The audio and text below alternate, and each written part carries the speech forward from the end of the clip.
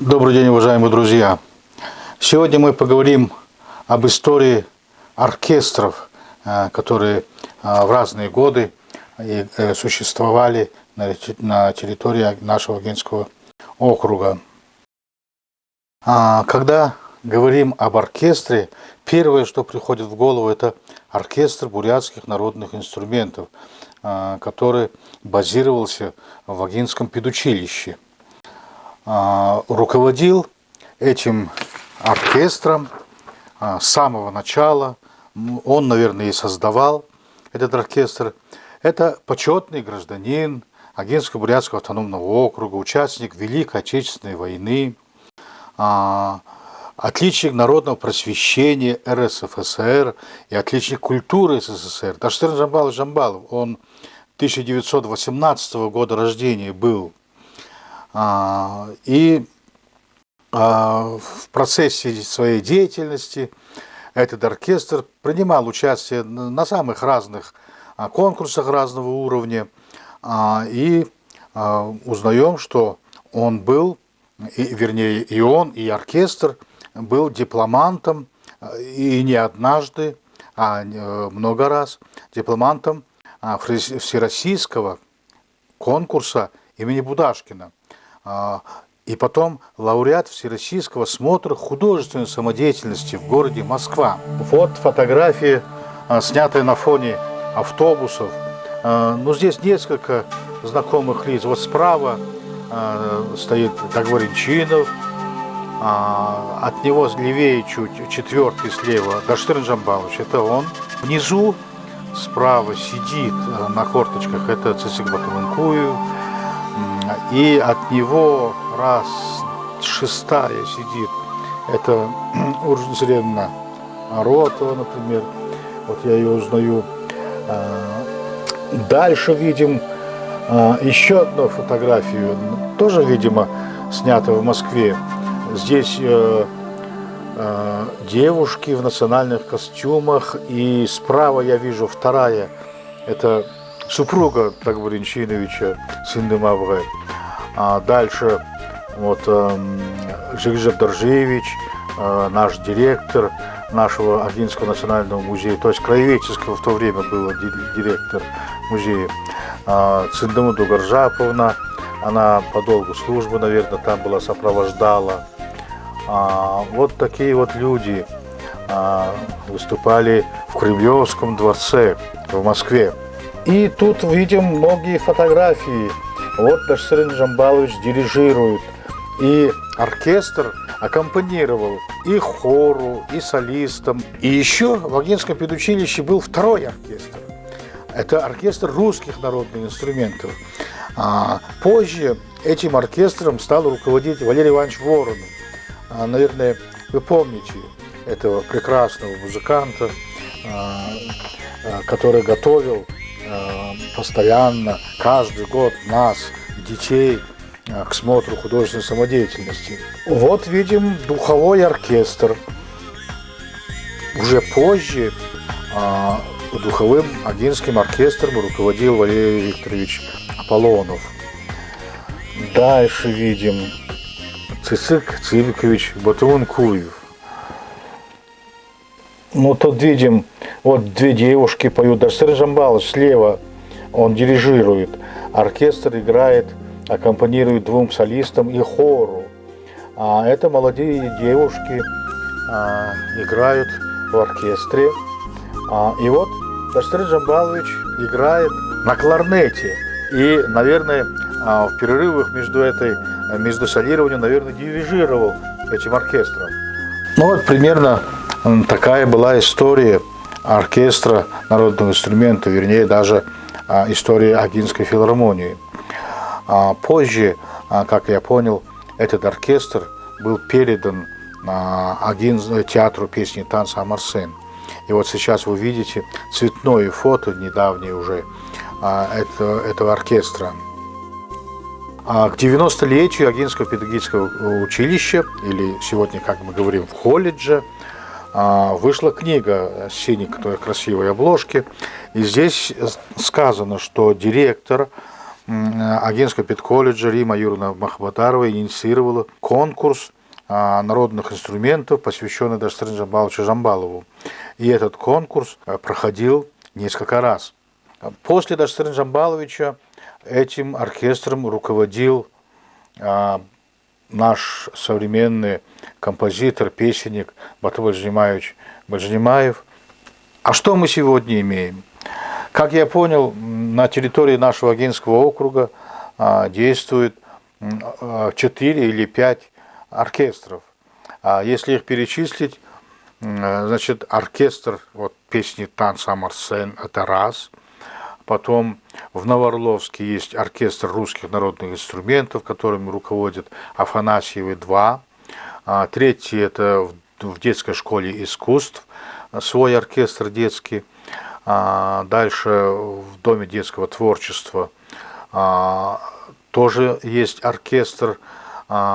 И кроме этого, там же Валерий Викторович Аполлонов готовит детей игре на эстрадных инструментах, и духовой оркестр играет на День Победы, например, я помню.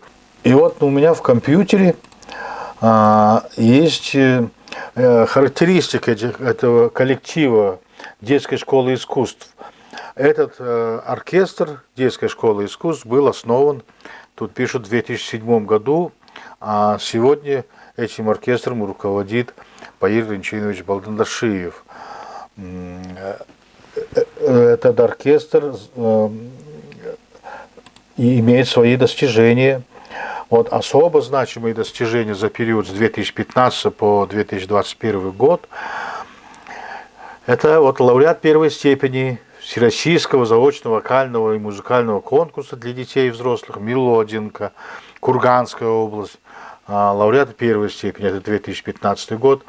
В 2016 году диплом получили первой степени 5-го регионального конкурса оркестров и ансамблей народных инструментов, посвященные Даштрин Жамбаловичу Жамбалову. В 2017 году гран-при, кубок международного конкурса фестиваля «На крыльях таланта», это в Улан-Удэ проходил.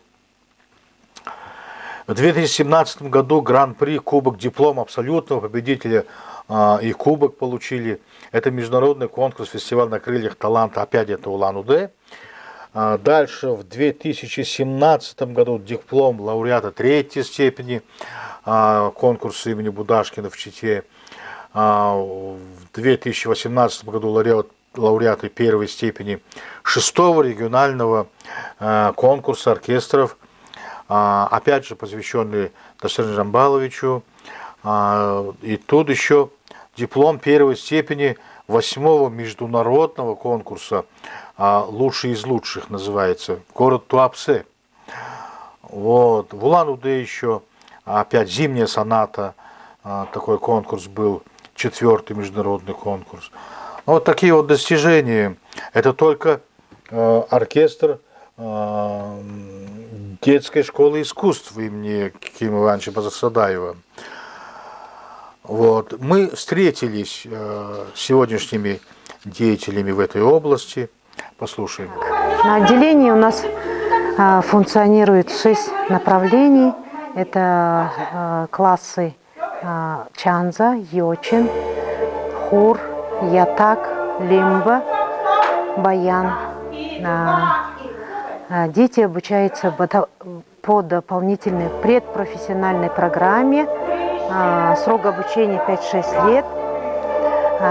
После окончания нашей школы дети некоторые поступают в профильные учебные заведения, но в настоящее время обучаются в Улан-Удэнском музыкальном колледже 3 студента.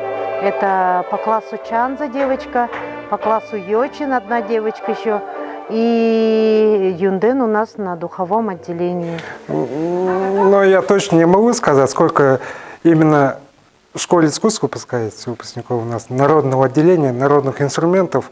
Ну, где-то каждый год выпускается человек 20, ну, из них где-то 5 или 6 поступает дальше по музыкальным инструментам. Нынче у нас поступили человек 5 или 6, я не помню уже.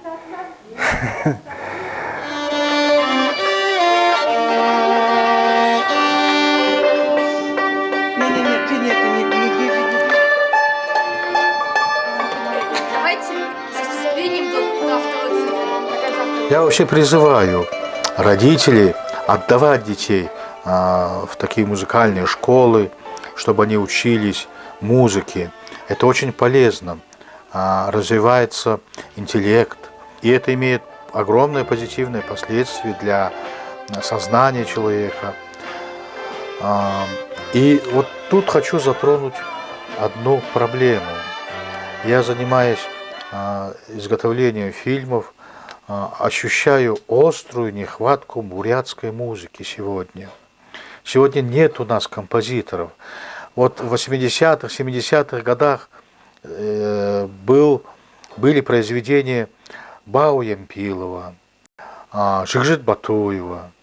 Это были такие симфонические мелодии, такие фундаментальные, основательные сюиты. А сегодня нет бурятских композиторов, которые бы писали музыку бурятскую, пентатонику именно.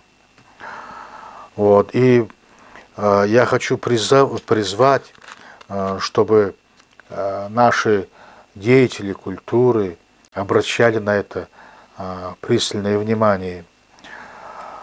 И к тому же еще хочется добавить, что при создании какого-нибудь фильма мы, значит, выставляем на трек музыку, в основном монгольскую, потому что нет бурятской музыки.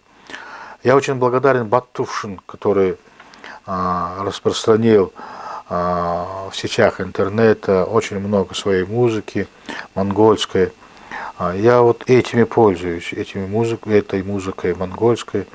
Хотелось бы иметь бурятскую музыку. И когда идут заказы на изготовление фильма, ну, например, Нангимбус, опять же, наши власти оплачивают или только работу этого создателя фильма.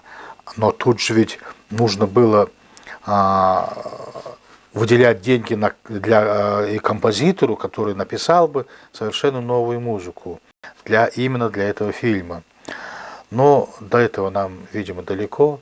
Но готовить свои кадры музыкантов, композиторов – это очень важно. И это очень нужно сегодня.